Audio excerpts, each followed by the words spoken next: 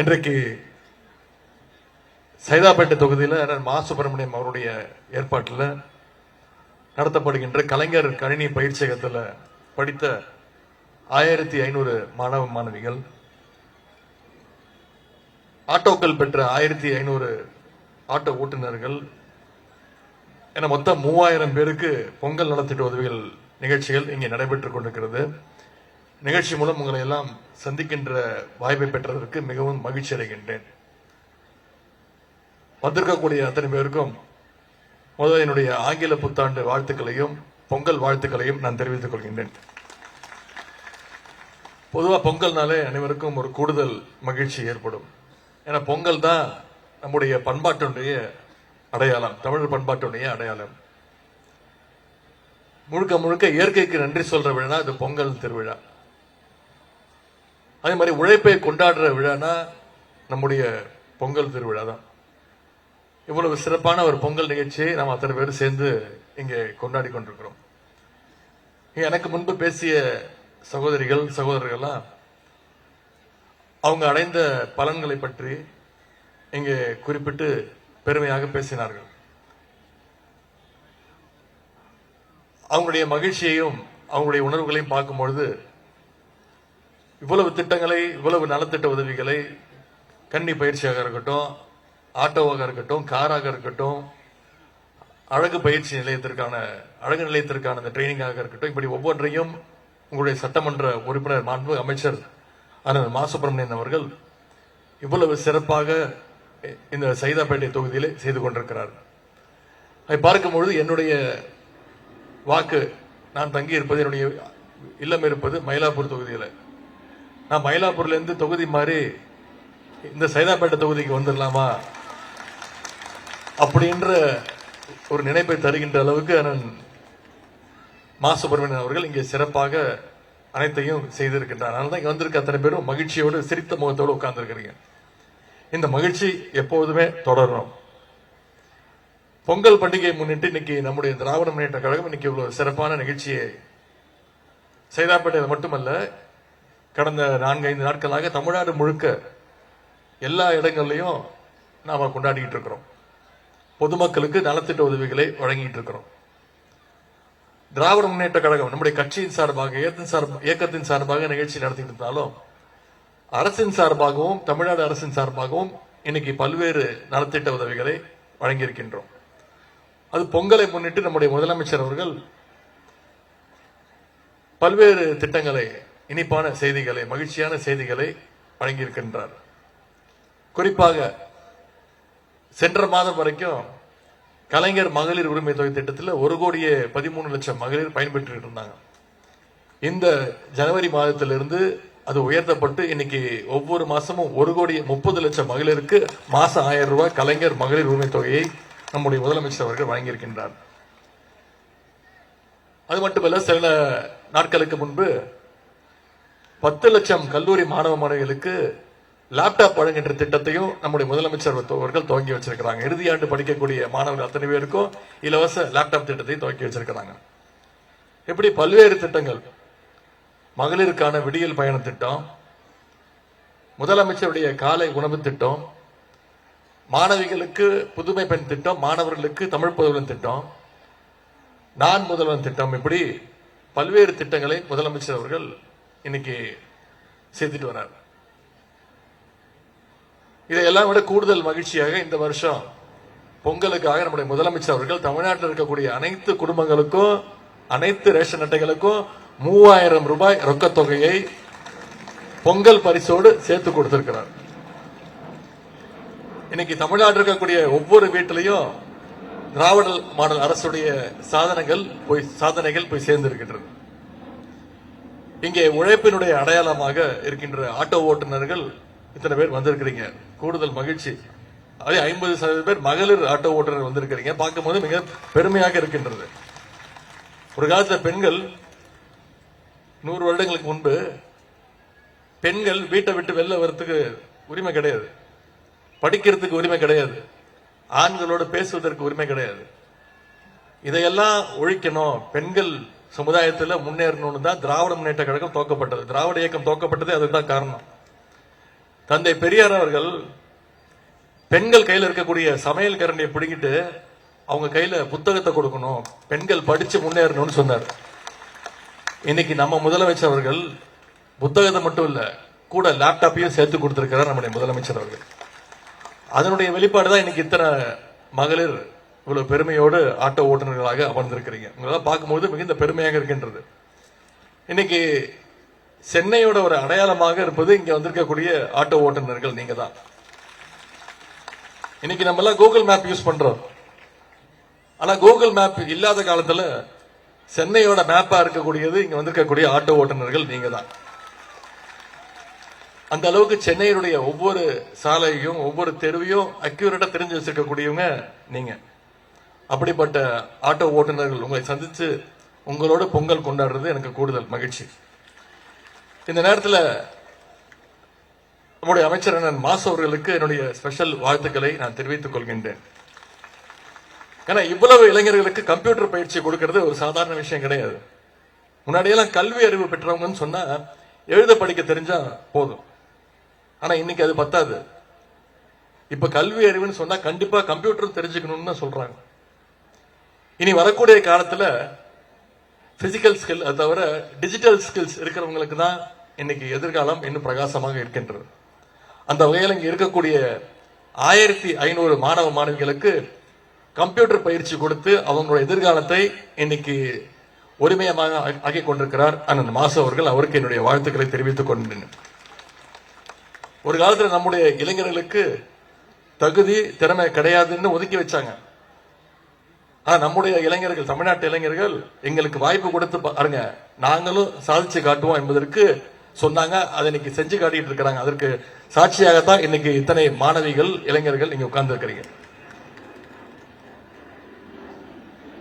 இன்னைக்கு இத்தனை மாணவிகள் படிச்சிருக்கிறீங்க, இவ்வளவு முன்னேறிக்கிறீங்கன்னா அதற்கு வெளிநாடுல போய் வேலை செஞ்சிட்டு இருக்காங்க, பல உயர் பதவிகள் உட்கார்ந்து இருக்கிறாங்க பன்னாட்டு கம்பெனிகளுடைய பொறுப்புகள்ல. அதற்கு மிக மிக முக்கிய காரணம்னா, அடிப்படை காரணம் என்னன்னா, பேரறிஞர் அண்ணா அவர்கள் கொண்டு வந்த அந்த இருமொழி கொள்கை என்பதை யாராலும் மறுக்க முடியாது. தமிழ்நாட்டில் தமிழுக்கும் ஆங்கிலத்துக்கு மட்டும்தான் இடம், ஹிந்தி திணிப்புக்கு என்றைக்குமே இடமில்லைன்னு சொன்னவர் தான் பேரறிஞர் அண்ணா அவர்கள். அந்த நிலைமையை ஏற்படுத்தி கொடுத்தார்கள். அப்படி இருமொழி கொள்கை மூலமா முன்னேற நம்மள இன்னைக்கு ஒரு குரூப் திட்டம் போட்டு ஒன்றிய பாஜக அரசு இன்னைக்கு மீண்டும் மும்மொழி திட்டத்தை கொண்டு வந்து ஹிந்திய மீண்டும் நம்ம மேல திணிக்கிறதுக்கான முயற்சியில் ஈடுபட்டு இருக்கிறாங்க. அதற்காக கொண்டு வரப்பட்டதுதான் நியூ எஜுகேஷன் பாலிசி, புதிய கல்விக் கொள்கை திட்டம். இந்த புதிய கல்விக் கொள்கை திட்டத்தை கொண்டு வந்தப்போ எல்லா மாநிலங்களும் ஏத்துக்குச்சு. ஆனா நம்முடைய முதலமைச்சர் மட்டும் ஏத்துக்க மாட்டேன்ட்டார். ஏன்னா இந்த புதிய கல்விக் கொள்கையில திருப்பி எப்படியாவது இந்திய தமிழ்நாட்டுக்குள்ள திணிக்கணுங்கிற முயற்சியில ஈடுபட்டு இருக்கிறாங்க. மீண்டும் சமஸ்கிருத மொழியை தமிழ்நாட்டுக்குள்ள எப்படியாவது திணிக்கணும்னு அந்த புதிய கல்விக் கொள்கையில அந்த அம்சங்கள் இருக்கு. மீண்டும் குலக்கல்வி திட்டத்தை எப்படியாவது தமிழ்நாட்டுக்குள்ள திணிக்கணும்னு புதிய கல்விக் கொள்கையை ஏத்துக்க சொல்றாங்க. ஒன்றிய அரசு நம்ம கட்டிருக்கக்கூடிய வரி பணத்தை பிரிச்சு நமக்கு கொடுக்கணும். கல்வி நிதியா மட்டும் தமிழ்நாட்டுக்கு ஒவ்வொரு வருஷமும் 2500 கோடி கொடுக்கணும். ஒன்றிய அரசு பிரிச்சு கொடுக்கணும், ஒன்றிய பாஜக அரசு பிரிச்சு கொடுக்கணும். ஆனா தமிழ்நாட்டுக்கு மட்டும் சென்ற வருடத்தில் கொடுக்கல.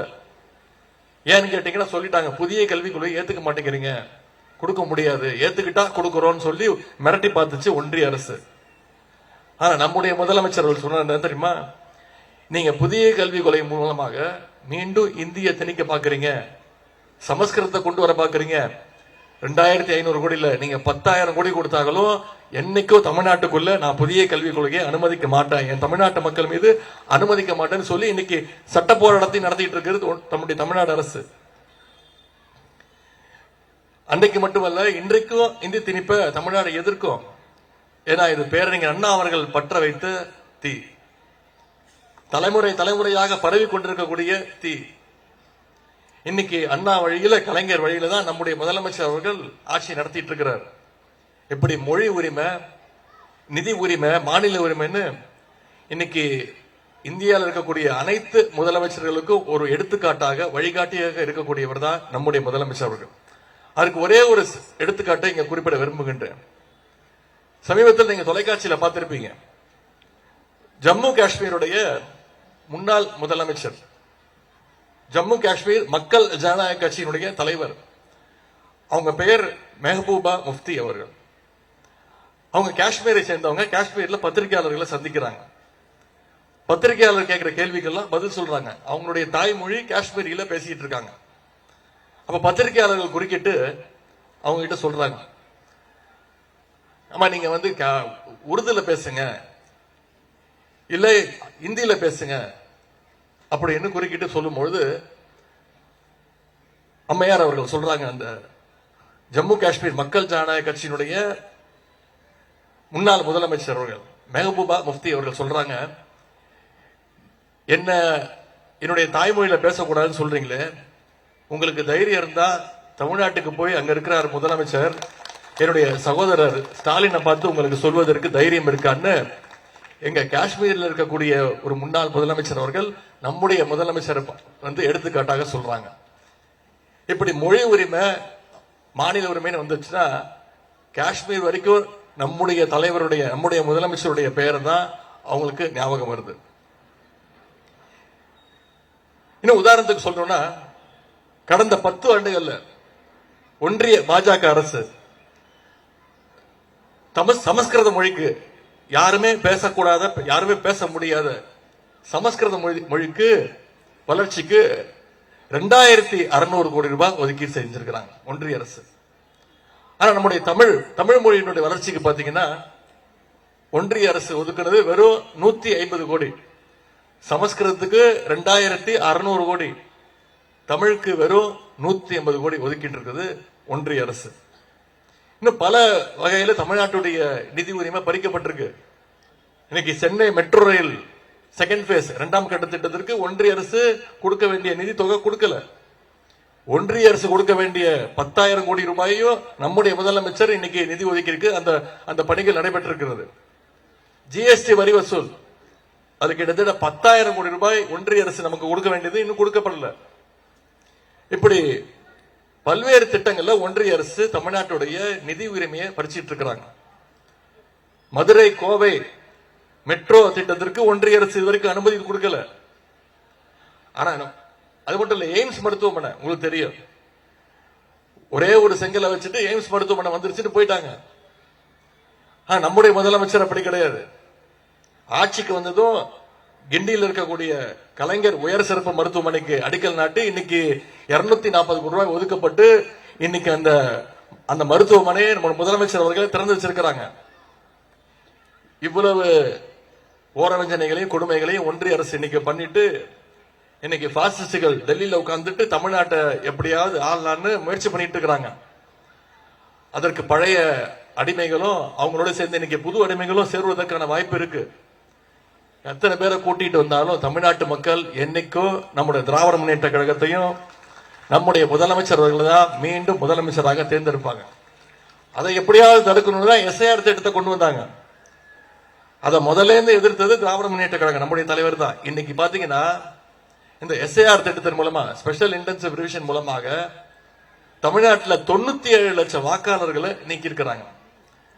இந்த 97 லட்சத்து வாக்காளர்கள் முக்கியமானவங்க, பெரும்பான்மை யாரும் பாத்தீங்கன்னா மகளிருடைய வாக்குகள், சிறுபான்மை மக்களுடைய வாக்குகள். ஏன்னா அவங்களுக்கு தெரியும் நிச்சயம் மகளிரும் சிறுபான்மையினரும் பாஜகவுக்கும் அடிமைகளுக்கும் வாக்களிக்க மாட்டாங்க அப்படின்னு திட்டம் போட்டு 97 லட்சம் வாக்காளர்களை நீக்கி இருக்கிறாங்க. சென்னையில மட்டும் 14 லட்சம் வாக்காளர்களை நீக்கி இருக்குது ஒன்றிய அரசு, எலெக்ஷன் கமிஷன். இங்க வந்திருக்கக்கூடிய உங்ககிட்ட நான் உரிமையோடு கேட்டுக்கொள்வது, நீங்க ஒவ்வொருத்தரும் உங்களுடைய பெயர் வரைவு வாக்காளர் பட்டியல்ல இடம்பெற்றிருக்கா? உங்க பெயர் மட்டுமல்ல, உங்களுக்கு தெரிஞ்சவங்க, உங்க குடும்பத்தினர், உங்களுடைய நண்பர்கள், அவங்களுடைய பெயர்கள்லாம் இடம்பெற்றிருக்கான்னு தயவு செய்து போய் சரிபாருங்க. வருகின்ற 18ஆம் தேதி வரைக்கும் நமக்கு நேரம் இருக்கு, டைம் இருக்கு நம்முடைய பெயர்களை சேர்ப்பதற்கு. கழகத்துடைய BLA 2க்கள் மூலமாக உங்களுடைய பெயரை மீண்டும் வாக்காளர் பட்டியலில் சேர்ப்பதற்கான முயற்சியில தயவு செய்து ஈடுபடுங்க. தகுதியான ஒரு வாக்காளரோட பெயர் கூட வாக்காளர் பட்டியலிருந்து விடுபட்டு விடக்கூடாது. உங்களுடைய வாக்குரிமையை நாம பாதுகாத்து ஆக வேண்டும். வர இருக்கின்ற 2026 சட்டமன்ற தேர்தல் என்பது தமிழ்நாட்டுடைய சுயமரியாதையை, நம்முடைய மாநில உரிமையை பாதுகாக்கின்ற தேர்தல் என்பதை நீங்கள் புரிந்து கொள்ள வேண்டும். திராவிட மாடல் பார்ட் 1 4.5 வருஷம் ஆட்சியை நம்முடைய முதலமைச்சர் அவர்கள் சிறப்பாக செய்திருக்கிறார். பார்ட் 2 நிச்சயம் தமிழ்நாட்டு மக்கள் அமைச்சு கொடுப்பாங்க. அது நம்முடைய ஆட்சியுடைய சாதனைகள் நிச்சயம் தொடரும். ஆகவே இந்த அரசுக்கு நீங்கள் ஆதரவாக இருக்க வேண்டும் என்று நான் கேட்டுக்கொள்கின்றேன். வருகின்ற சட்டமன்ற தேர்தலில் 200க்கும் அதிகமான தொகுதியில் நிச்சயம் திராவிட முன்னேற்ற கழகம் வென்று மீண்டும் திராவிட முன்னேற்ற கழகம் தான் ஆட்சி அமைக்கும். மீண்டும் நம்முடைய முதலமைச்சர் தான் முதலமைச்சர் உட்காருவார். அதற்கு தொடக்கமாக இந்த சென்னை தெற்கு மாவட்டமும் இந்த சைதாப்பேட்டை தொகுதியும் வெற்றியும் நிச்சயமாக இருக்க வேண்டும். கழகம் 7வது முறையாக ஆட்சி அமைக்கணும்னா நம்முடைய முதலமைச்சர் அவர்கள் தொடர்ந்து 2வது முறையாக முதலமைச்சர் பொறுப்பு நாற்காலில் உட்காரணும்னா வந்திருக்கக்கூடிய சகோதரர்கள் நீங்க அத்தனை பேரும் அடுத்த 2 மாதங்கள் களத்தில் இறங்கி அந்த பிரச்சாரத்தை, ஏன் இந்த பகுதி மக்கள் திராவிட முன்னேற்ற கழகத்திற்கு உதயசூரியன் சின்னத்திற்கு ஏன் வாக்களிக்க வேண்டும் அப்படின்ற அந்த பிரச்சாரத்தை மக்களிடத்திலே நீங்க கொண்டு போய் சேர்க்க வேண்டும் என்று உங்களை எல்லாம் கேட்டுக்கொண்டு இந்த சிறப்பான நிகழ்ச்சியை ஏற்பாடு செய்த மாசுவரன் அவர்களுக்கு மீண்டும் என்னுடைய பாராட்டை தெரிவித்துக் கொண்டு வந்திருக்கக்கூடியவங்க அத்தனை பேருக்கும் மீண்டும் என்னுடைய பொங்கல் வாழ்த்துக்களை தெரிவித்து வாய்ப்புக்கு நன்றி கூறி விடைபெறுகின்றேன். நன்றி, வணக்கம்.